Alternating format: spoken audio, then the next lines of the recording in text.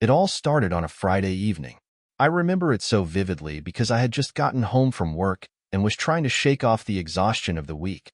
The house was quiet, too quiet, and I found myself staring at the clock, wondering why Sheila wasn't home yet.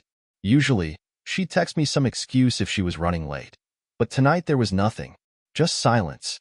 I had been feeling uneasy for months. There were little things, a new perfume I didn't recognize, random nights out with her friends. Her phone, once left lying around, now glued to her like it contained state secrets. I'd convinced myself I was being paranoid, that it was just a phase, that maybe I was overthinking because work had me so stressed. But deep down, I knew something was wrong. That night, something inside me snapped. Instead of drowning my suspicions in Netflix or scrolling aimlessly through my phone, I decided to dig a little deeper. Sheila had always been meticulous about keeping her space clean and organized, but I noticed she'd been spending a lot of time in our guest room lately. She said she used it for work calls because the signal was better there. But tonight, I decided to check. I walked into the room, and for the first time in years, I felt like an intruder in my own home. Everything was in its place, too perfect, almost like it had been staged. I opened drawers, flipped through books, and even checked the trash can. Nothing. But when I looked at the bookshelf, I noticed something odd.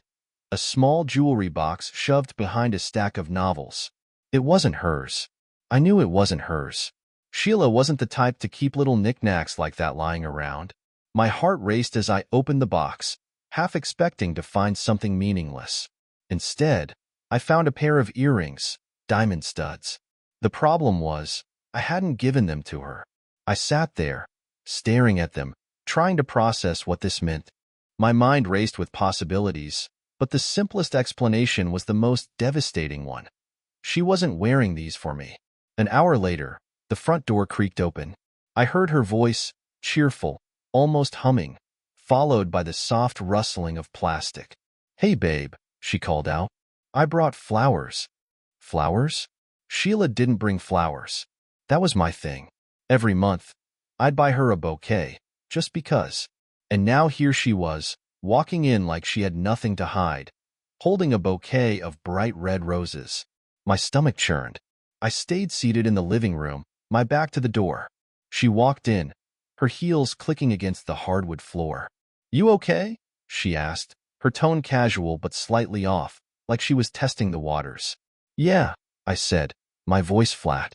"I'm fine." She moved past me, placing the flowers in a vase she pulled from the cabinet. "It's been a crazy day," she said. "I thought I'd bring a little color into the house. How was your day?" I didn't answer. I couldn't. My eyes were glued to her movements, searching for something, anything, that would confirm my suspicions. She was too calm, too collected. But then, as she turned to head upstairs, it happened. She froze. Her eyes locked on the empty spot on the wall where our wedding photo used to hang. I had taken it down earlier, just to see if she'd notice.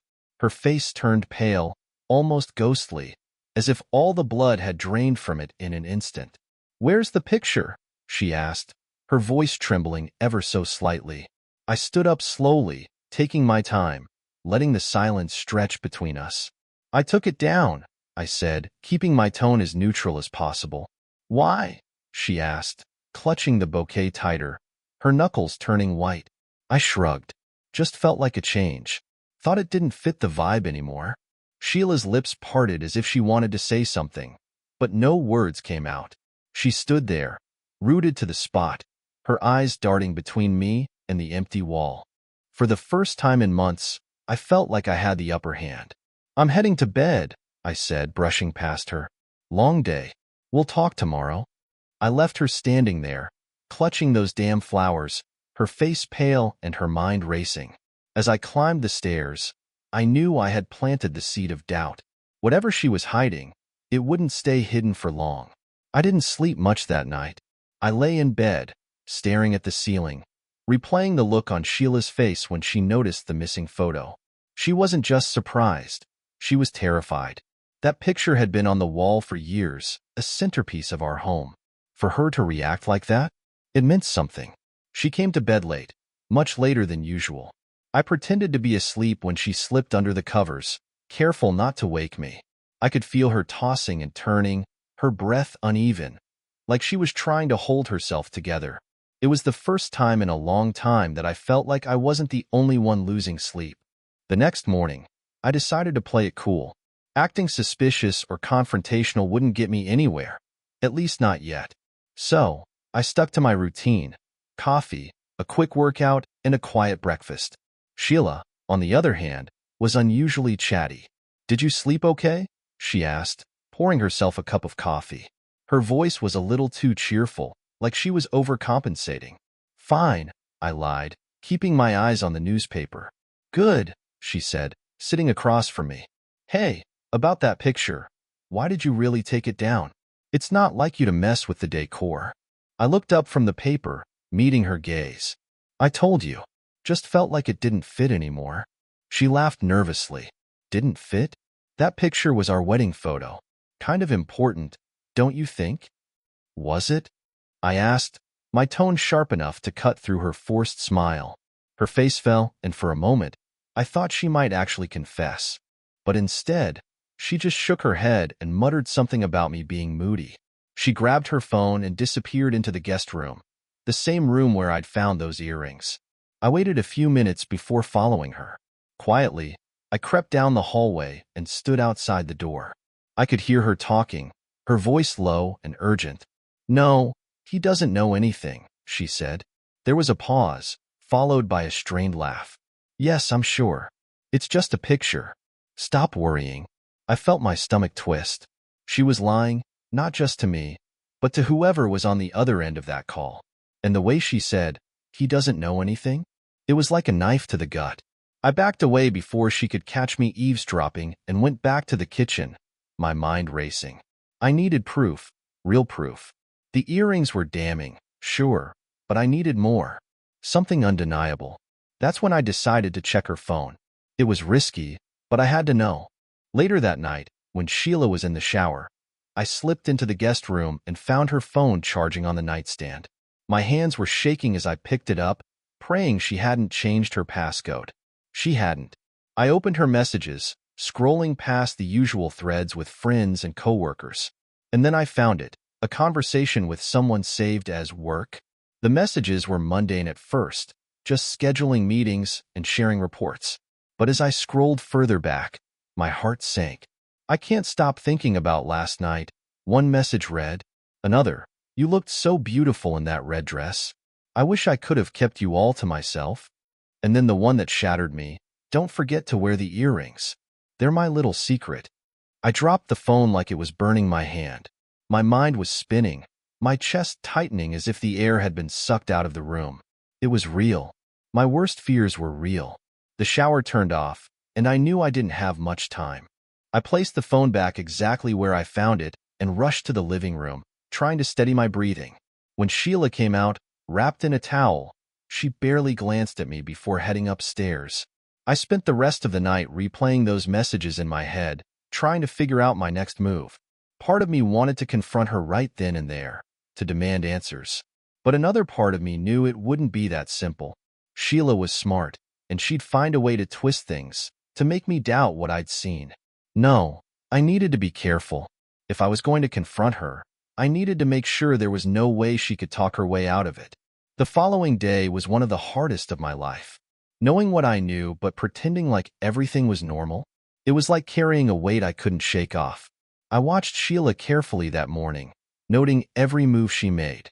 She acted like nothing had changed, but now I could see through the cracks in her performance. Sheila kissed me on the cheek as she left for work, her smile bright but her eyes distracted. She even wore the diamond earrings, the ones I now knew weren't for me. That small, shiny detail was like a slap in the face.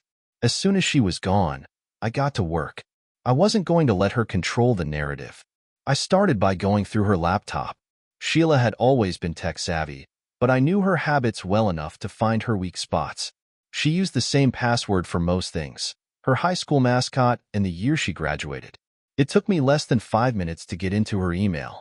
I was prepared to see more messages from work, but what I found was even worse. Sheila had an entire folder of photos and videos labeled private. My heart pounded as I opened it, hoping I was wrong, hoping I wouldn't find what I was afraid of. But there it was.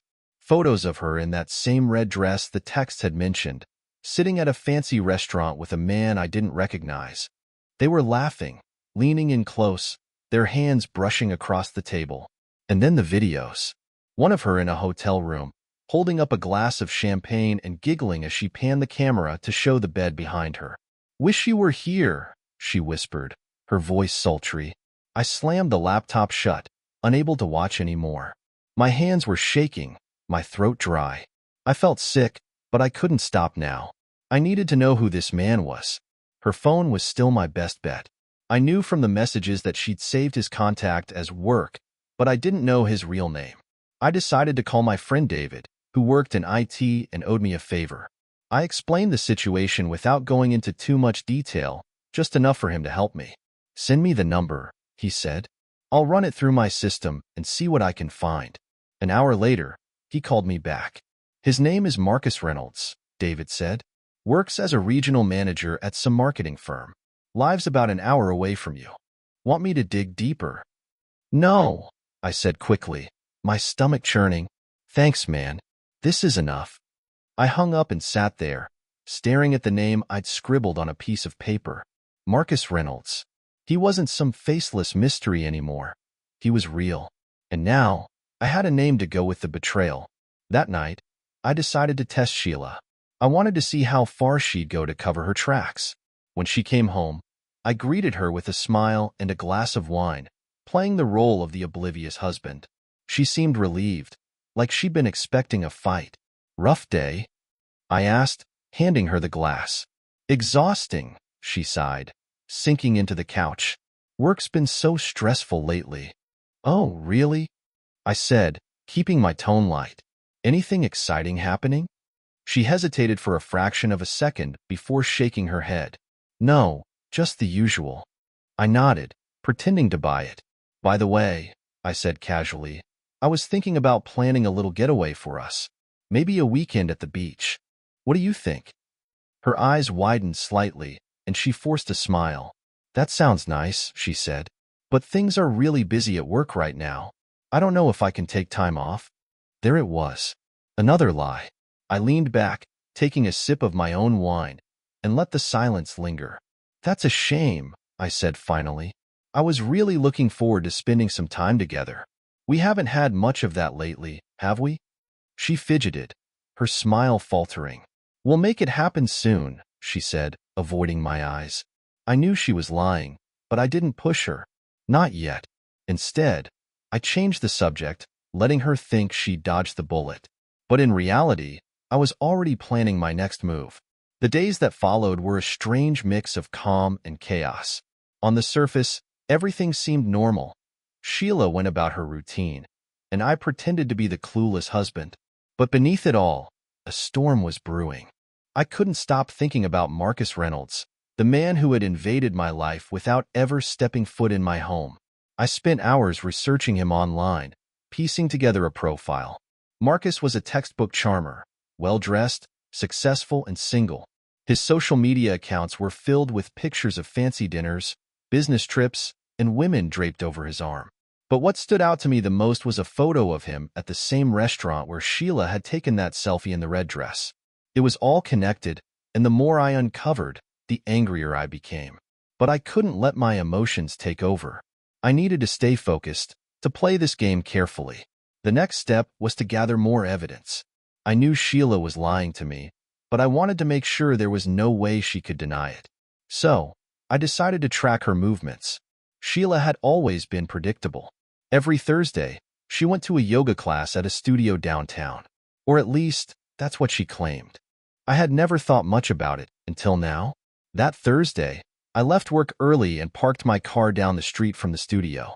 I waited for nearly an hour, watching as women came and went, but Sheila never showed up. My heart pounded as I started my car and drove to the address I had found for Marcus Reynolds. It was a sleek apartment building in a posh part of town. I parked across the street and waited, my hands gripping the steering wheel so tightly that my knuckles turned white. And then, just as the sun was starting to set, I saw her. Sheila stepped out of a car, A car I didn't recognize, wearing a fitted dress and heels. She looked like she was ready for a date, not a yoga class. My chest tightened as I watched her walk up to the building, her hips swaying, her phone clutched in one hand. She disappeared inside, and I felt a wave of nausea wash over me. I had been right all along, but seeing it with my own eyes made it all the more painful. I didn't go home that night. Instead, I drove aimlessly, trying to process what I had just seen. By the time I returned, it was past midnight, and Sheila was already in bed. She didn't stir as I climbed under the covers, but I lay awake, staring at the ceiling, my mind racing. The next morning, I decided to confront her, not about Marcus, but about her lies. "You were out late last night," I said casually over breakfast. She hesitated, her spoon hovering over her bowl of yogurt. "Yoga ran late," she said quickly. "We had a new instructor, and she wanted to go over some advanced techniques." I raised an eyebrow, my stomach churning at how easily the lie rolled off her tongue. "Advanced techniques, huh?" She nodded, avoiding my eyes. "Yeah, it was exhausting. I'm still sore." I couldn't help but laugh, a bitter sound that made her look up sharply. "What's so funny?" she asked, her voice defensive. "Nothing," I said, shaking my head. "Just ironic, I guess." "Ironic?" "Yeah. You being sore from yoga, considering you never even made it to the studio." Her face froze, the color draining from her cheeks.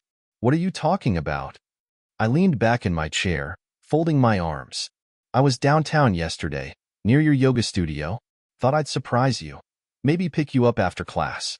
Funny thing is, you weren't there." She opened her mouth to speak, but no words came out. For the first time in months, Sheila looked genuinely rattled. I must have forgotten to tell you," she stammered. "The class got canceled last minute. I went to grab dinner instead." "Dinner?" I asked, raising an eyebrow. "With who?" "Just a coworker," she said quickly. "You don't know her." "Her?" I pressed, my voice low and cold. "Yes, her," Sheila snapped, her tone sharp now. "Why are you interrogating me? Can't I have a life outside of this house?" I didn't answer. I just stared at her, letting the silence speak for itself. After a few tense moments, she stood up, grabbing her phone off the counter.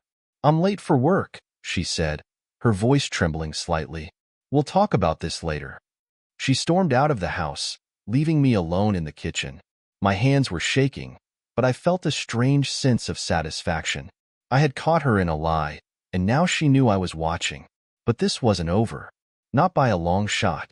Sheila's behavior changed after our tense breakfast. She was quieter, more guarded, as if she knew the walls were closing in.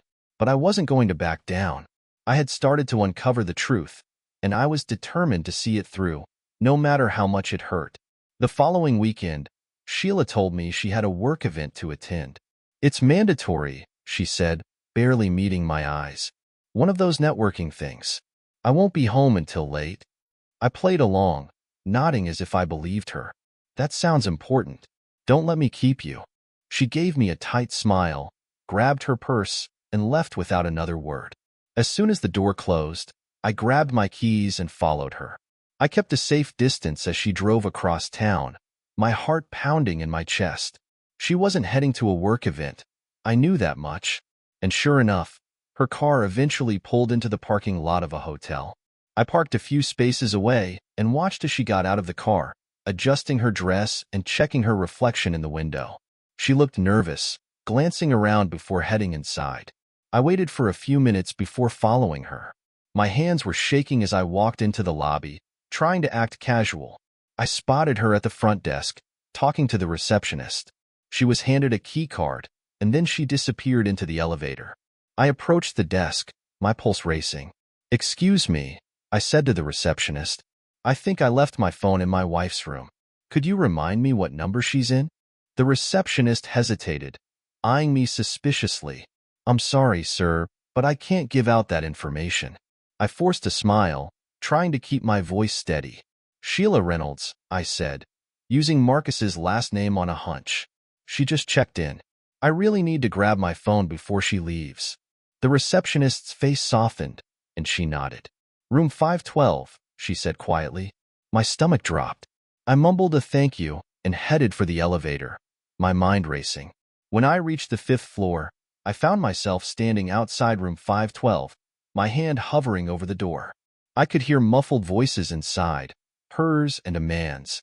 My heart was pounding so hard I thought it might burst. I didn't knock. Instead, I pulled out my phone and started recording. I didn't know what I would do with the footage, but I needed proof. Slowly, I pressed my ear to the door, trying to make out their conversation. Can't keep doing this, Sheila's voice said, her tone panicked. You don't have to, the man replied. It had to be Marcus. Leave him. You know you want to. It's not that simple, she said, her voice cracking. He's starting to figure things out. I clenched my fists, fighting back the urge to burst through the door. Instead, I kept recording, capturing every word. He won't do anything, Marcus said confidently. He's too soft. He'll cry, maybe beg, but that's it. He's not a threat. Those words hit me like a punch to the gut. Was that how Sheila saw me? Weak? Pathetic? I don't know, Sheila said. He's been acting different lately. He took down the wedding photo, and he's asking questions. Marcus laughed, a low, smug sound that made my blood boil. Let him ask. By the time he puts the pieces together, we'll be long gone. I couldn't listen anymore. I stepped back, my hands trembling as I stopped the recording and tucked my phone into my pocket. My mind was racing, torn between confronting them and walking away. But then I remembered something, the hotel room number. I turned and walked briskly back to the lobby, heading straight for the front desk. Hi, I said to the receptionist, forcing a smile. There's been a mix-up with room 512. Can you call security for me? The receptionist frowned, clearly confused. Is there an issue, sir? Yes, I said firmly. I think my wife might be in danger. Please, just call security. Reluctantly, she picked up the phone and made the call. Minutes later, 2 security guards arrived. I explained the situation in vague terms, keeping my voice calm and steady. When we reached the room, I stepped aside, letting the guards knock on the door. There was a moment of silence, followed by Sheila's voice. Who is it? She called out, her tone nervous. Hotel security, one of the guards said. Please open the door. The sound of scrambling came from inside, voices, footsteps, a chair scraping across the floor. Finally, the door opened, and there stood Sheila, her face pale and her hair disheveled. Is everything okay, ma'am? The guard asked. Sheila nodded quickly, forcing a smile. Yes, everything's fine. There must be some kind of mistake. Marcus appeared behind her, his expression calm but his eyes wary. What's going on here? He asked, his voice smooth and confident. I stepped forward, meeting Sheila's wide-eyed stare. That's what I'd like to know, I said coldly. Her face turned white, and for the first time, she had no words. Sheila's silence spoke louder than any excuse she could have come up with. Her face was drained of color, her mouth slightly open as if she wanted to say something but couldn't find the words. Marcus, on the other hand, didn't flinch. He stood there, arms crossed, his confident smirk making my blood boil. Who is this? Marcus asked, his tone dripping with condescension as he glanced between me and Sheila. A friend of yours? I ignored him, keeping my focus on Sheila. Well, Sheila, do you want to explain what's going on? Or should I start? Her lips trembled as she tried to piece together a response. I can explain, Nick. It's not what it looks like. I laughed bitterly, shaking my head. Not what it looks like. You're in a hotel room with another man, lying to my face about yoga classes and work events, and it's not what it looks like? Do you even hear yourself? Marcus stepped forward, clearly enjoying the moment. Look, man, he said, his tone infuriatingly casual. I think you're overreacting. Sheila and I, shut up, I snapped, my voice sharp enough to cut him off mid-sentence. I didn't ask you to speak. He raised his hands in mock surrender, but the smug grin never left his face. All right, no need to get hostile. I turned back to Sheila, my chest tight with anger and betrayal. How long, Sheila? How long has this been going on? She hesitated, her eyes darting to Marcus as if searching for guidance. That hesitation was all the confirmation I needed. 6 months? I guessed, my voice rising. A year? How long have you been sneaking around behind my back? She finally found her voice, though it came out barely above a whisper. It's not what you think, Nick. I didn't mean for this to happen. Oh, you didn't mean for it to happen? I repeated, my tone mocking. You didn't mean to have an affair? You didn't mean to lie to my face every day? Tell me, Sheila, what part of this wasn't intentional? Tears welled up in her eyes, but I felt no sympathy. Not this time. I had given her everything, my trust, my love, my loyalty, and she had thrown it all away. Marcus decided to chime in again. Look, Nick, maybe you two should talk this out in private. Clearly, this is a personal matter. I stepped closer to him, my fists clenched at my sides. Don't you dare say my name like we're friends. You don't get to act like you're above this. You're just as guilty as she is. The tension in the room was suffocating. Sheila finally broke down, her tears spilling over as she buried her face in her hands. I'm sorry, she sobbed. I didn't know how to tell you. I didn't want to hurt you. Hurt me? I repeated, laughing bitterly. You didn't want to hurt me? Sheila, do you have any idea what you've done? You've destroyed our marriage. You've destroyed everything. One of the security guards, who had been quietly observing the scene, cleared his throat. Sir, we understand this is a private matter, but we can't have this kind of confrontation in the hotel. If there's nothing illegal happening, we'll have to ask you all to leave. I nodded stiffly, my jaw clenched. Fine, I'm leaving, but this isn't over. I turned on my heel and stormed out of the room, my mind racing. I couldn't bear to look at Sheila or Marcus for another second. The hallway felt too narrow, too confining, as I made my way to the elevator. My chest was tight, my breathing shallow, but I forced myself to keep moving. When I reached the parking lot, I sat in my car for what felt like hours, my hands gripping the steering wheel as I tried to process everything. The betrayal was unbearable, but the humiliation was worse. Sheila had reduced me to nothing more than a fool in front of that man. A man who clearly thought he was better than me. I needed to take back control. I needed to figure out my next move, but I couldn't do it in the heat of the moment. I drove home in silence, my mind buzzing with a mix of anger and heartbreak. When Sheila came home later that night, I was sitting in the living room, waiting for her.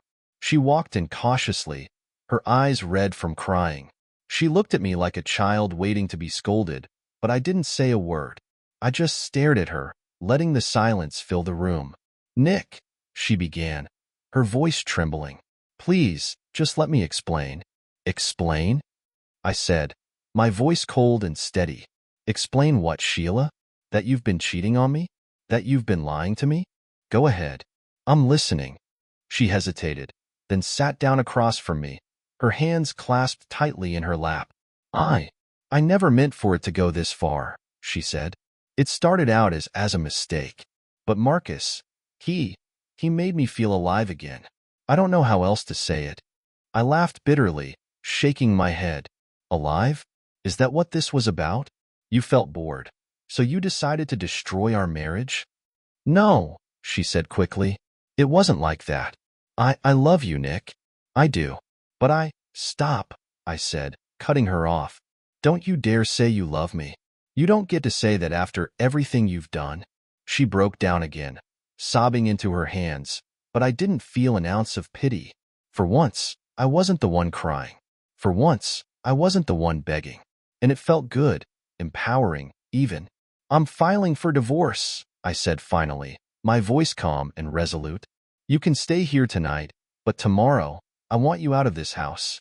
She looked up at me, her face streaked with tears. Nick, please, she whispered. We can work through this. I'll end it with Marcus. I'll do whatever it takes. But her words meant nothing to me anymore. The damage was done, and there was no going back. The silence in the house the next morning was deafening. Sheila didn't try to talk to me as I got ready for work. She lingered in the kitchen, staring blankly at her coffee mug, as if trying to summon the courage to say something. I didn't give her the chance. I grabbed my keys, walked out the door, and didn't look back. At work, I couldn't focus. Every email, Every phone call felt like a distraction from the chaos in my personal life. I kept replaying the confrontation in the hotel, the look on Sheila's face, Marcus's smug grin. It was like a loop I couldn't escape. By lunchtime, I knew I couldn't keep this to myself anymore. I called David, my friend who had helped me track down Marcus's number. He was the only person I trusted enough to share the whole story with. "Nick, man, I don't even know what to say," he said after I finished recounting everything. "I'm so sorry. What are you going to do?" "I told her I'm filing for divorce," I said, my voice hollow. "I can't stay married to her after this." "You're doing the right thing," he said firmly. "But if you need anything, legal help, a place to crash, whatever, just say the word." "Thanks," I muttered. "I appreciate it." The conversation gave me a brief sense of relief, like I wasn't completely alone in this mess. But as the day went on, the weight of what lay ahead began to sink in. Divorce wasn't just about ending a relationship. It was about dismantling a life we had built together. The house, the finances, the memories. Everything would have to be divided, and I wasn't ready to face that reality yet. When I got home that evening, Sheila was waiting for me in the living room. She looked exhausted, her eyes puffy and red from crying.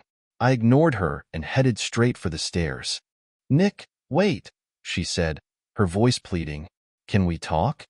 I stopped but didn't turn around. "There's nothing left to talk about." "Please," she said, her voice breaking. "I need you to understand." I turned slowly, my arms crossed. "Understand what, Sheila? That you threw away our marriage for some guy who made you feel alive? That you lied to me for months? What exactly am I supposed to understand?" She flinched at my words but didn't back down. "I know I hurt you," she said, "and I'll regret it for the rest of my life. But it wasn't just about Marcus. It was about us. About how distant we've been. How empty everything felt." "Empty?" I repeated, my voice rising. "You think I wasn't feeling that too? You think I didn't notice how things had changed? But instead of talking to me, instead of trying to fix it, you decided to cheat on me. Do you have any idea how humiliating this is for me?" Tears streamed down her face, but I didn't care. I had spent too long bottling up my own pain to feel anything for hers. "I don't deserve your forgiveness," she said quietly, "but I'm asking for it anyway. Please, Nick, don't let this be the end of us." I stared at her, my chest tight with a mix of anger and sorrow. "It already is," I said finally. "You ended us the moment you walked into that hotel room." Her sobs grew louder as I turned and walked up the stairs, leaving her alone in the living room. I locked myself in the bedroom, sinking onto the bed as the weight of everything pressed down on me. I had made my decision, but that didn't make it any easier. The next day, I called a divorce lawyer. I explained the situation in as much detail as I could, trying to keep my emotions in check. The lawyer was sympathetic, but direct. "Do you have proof of the affair?" she asked. "Yes," I said, my voice firm. "I recorded a conversation between her and her affair partner, and I've got screenshots of messages." "That's good," she said.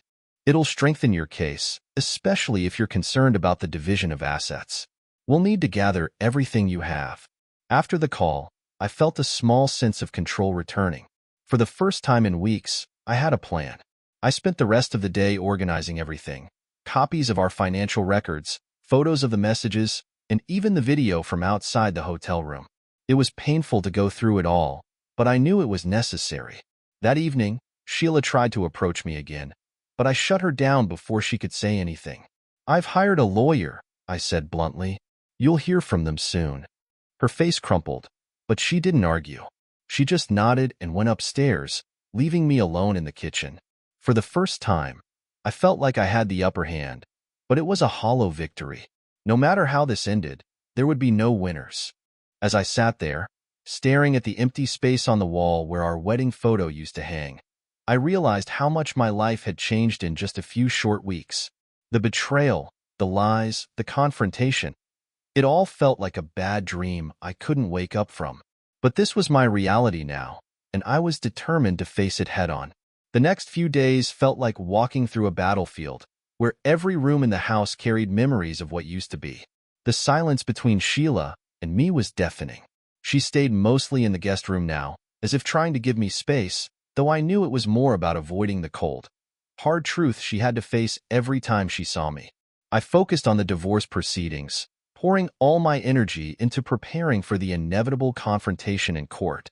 My lawyer had reassured me that with the evidence I had, text messages, the recording, and the financial documents, I was in a strong position. Still, there was a heaviness that wouldn't leave. This wasn't just about winning.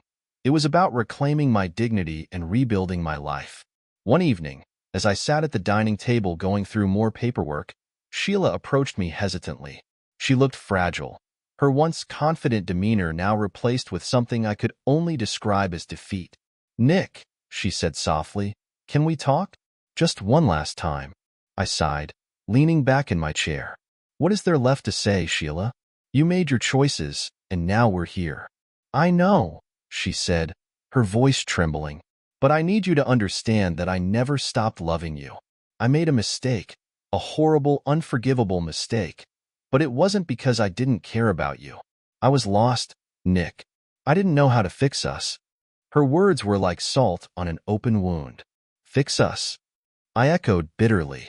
"You didn't try to fix anything, Sheila. You didn't come to me. You didn't talk to me. You ran to someone else, and you destroyed everything we built."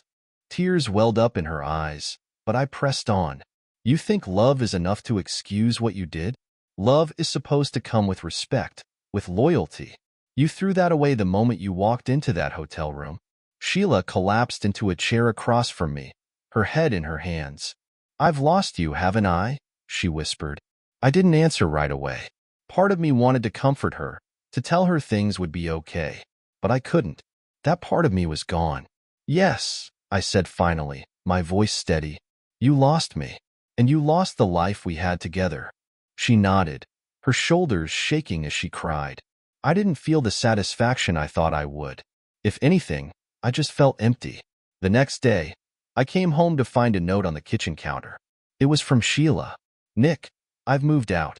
I'm staying with a friend while I figure things out. I know I can't undo the damage I've done, but I hope one day you can forgive me, not for me, but for yourself. I'll cooperate with the divorce and make this as easy as possible for you. You deserve that much, at least." Sheila read the note twice, trying to process the finality of it. The house felt different without her presence. Quieter, yes, but also lighter. For the first time in weeks, I felt like I could breathe. I spent the evening cleaning the house, trying to reclaim it as my own.